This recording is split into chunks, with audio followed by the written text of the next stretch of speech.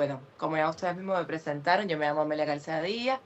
Creo que es la primera vez que me voy a presentar como activista por derechos humanos. Nunca lo había hecho porque siempre me presentaba sencillamente como una madre cubana que realmente el sistema en algún punto logró llevarme a tal nivel de desesperación que expuse mi vida privada en una directa de Facebook que bueno, fue lo que realmente hizo que la mayoría de los cubanos de adentro y de afuera me llegaran a conocer.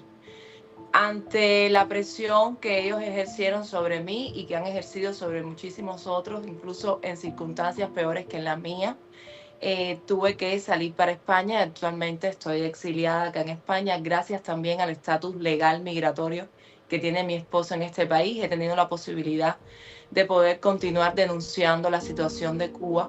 Y hoy realmente queríamos estar con ustedes más que todo porque estamos sumamente preocupadas con la situación que tiene el país, que es una situación que ya no tiene un comportamiento, bueno, hace muchos años no es normal, pero ahora es un comportamiento extremo y crítico, donde creemos fervientemente que la población ha llegado a un nivel de desgaste tan grande que es muy posible que ya no tengan otra alternativa más que pedir ayuda afuera.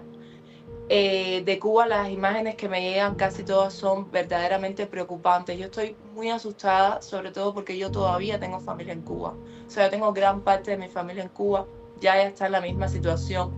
Y es que inevitablemente todos los cubanos que estamos afuera estamos desesperados, porque constantemente al haber cortes de corriente también hay cortes de comunicaciones, no podemos hablar con ellos, no sabemos realmente qué es lo que está pasando. Hemos sabido incluso que en los momentos en los que estaba golpeando el ciclón, había cubanos del oriente del país que no lo sabían, porque llevaban tantos días sin fluido eléctrico que ellos no están ni siquiera al tanto de lo que está pasando alrededor de ellos o en el mundo. O sea, están completamente enajenados. Y este claustro en el que se encuentran nos preocupa particularmente porque no pueden ni siquiera organizarse para defenderse. O sea, lo más básico no lo pueden hacer porque no tienen cómo comunicarse los unos con los otros, no tienen cómo reportar si hay una situación de emergencia. Por demás, estoy consciente que ha habido situaciones de emergencia donde ya hay personas muertas, o sea, ya hay fallecidos, porque los servicios hospitalarios se han quedado al mínimo.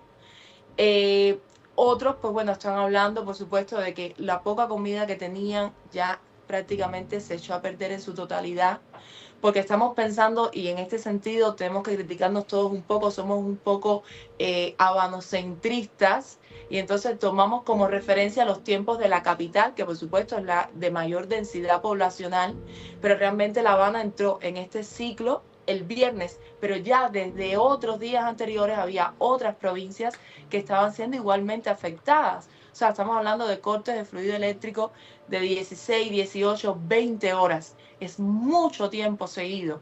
Es mucho tiempo donde las personas están en una situación de tortura psicológica, emocional, física. El cubano tiene un desgaste que ayer incluso yo le dirigía mis palabras a ellos y les decía, es que tienen que defenderse, tienen que salir a defenderse.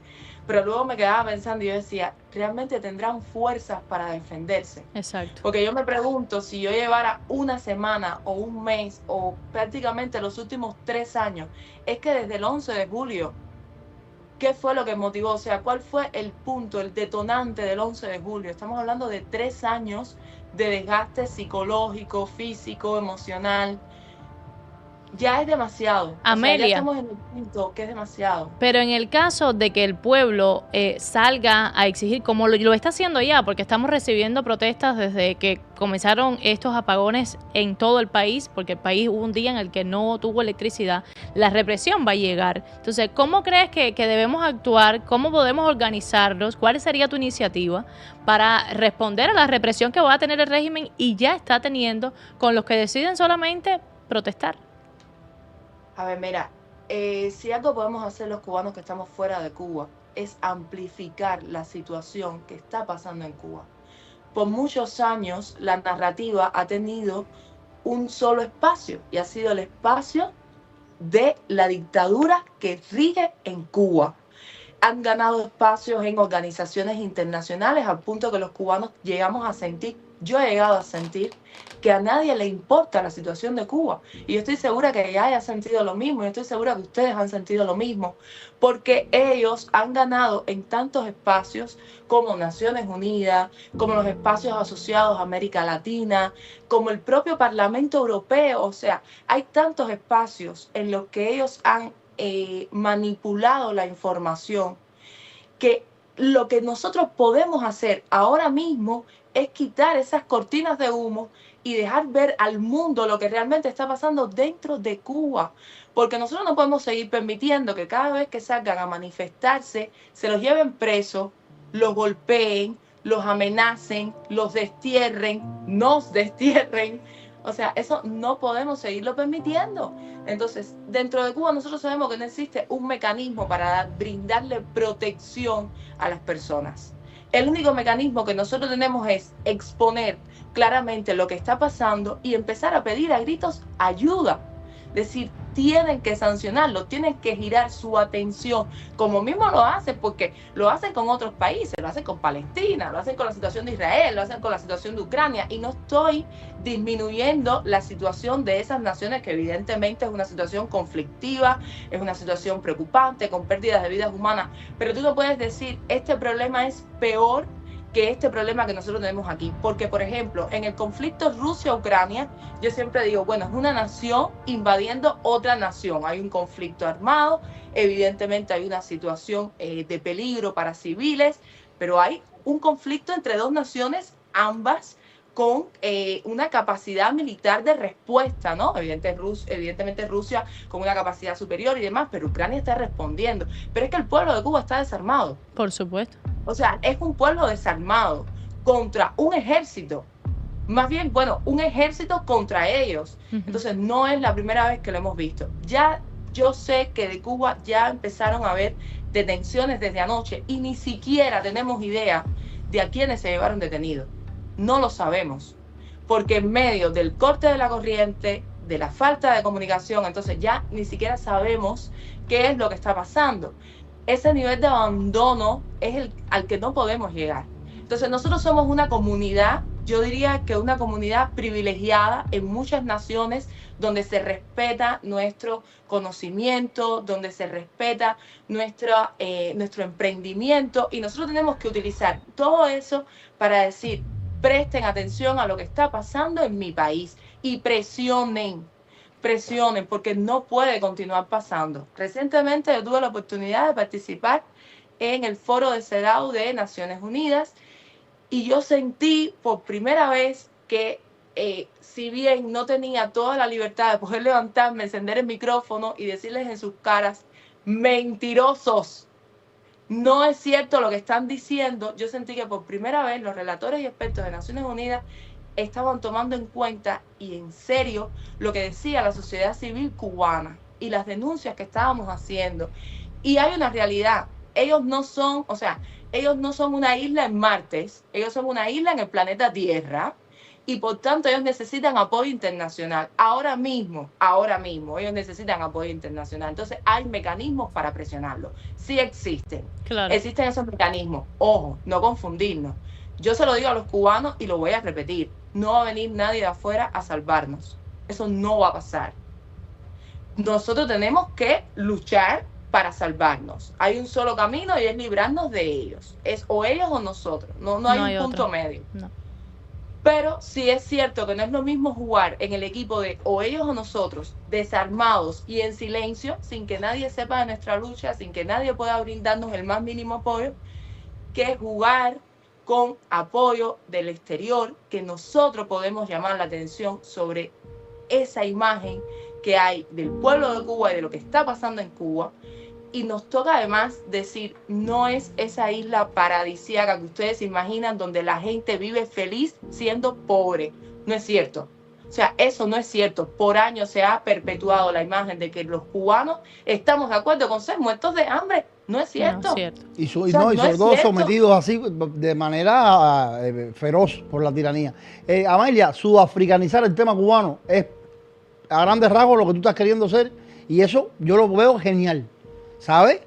Que Sudáfrica tuvo una circunstancia similar, pero con un tema distinto. Y Sudáfrica fue presionada a nivel internacional de tal manera que el apartheid, que por motivos de raza, de color de piel, que tenemos un apartheid en Cuba también, lo que pasa es que es ideológico.